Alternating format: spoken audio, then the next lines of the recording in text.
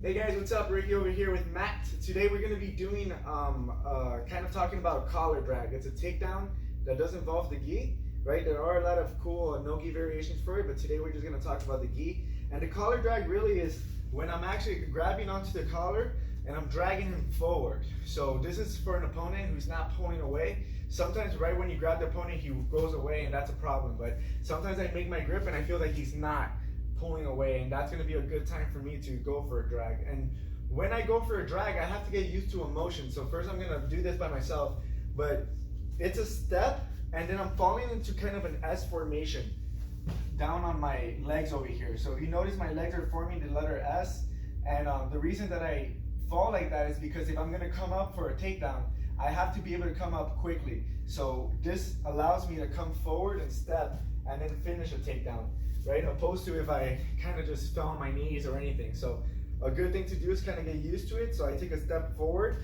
and then I fall into this S formation.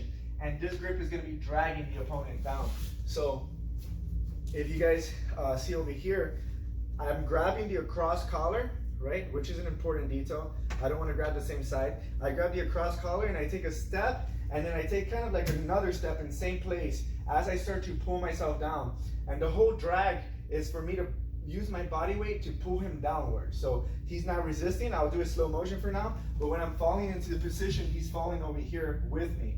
And now he has options. He can either stay there, in which case it'll be good for me to pursue a double leg, or he can stand up, in which case I can use his momentum to pick up his leg. I can use this energy of coming up to pick up his leg. So another thing that I want to emphasize with the collar drag, if you can step a little closer to me, is that when I go for the drag, not only am I falling into the position, I'm also hooking the leg for the single. So I'm falling down like a corkscrew, and I'm coming up and I'm picking this leg, right? So when it comes to finishing the technique, it depends. It's super circumstantial because he might be trying to stand back up or he might just stay there, right? So from here, when I go ahead and I step forward and then I go for the takedown and I grab the single, if he stays here, I can just start shooting for that double leg and go for it, right?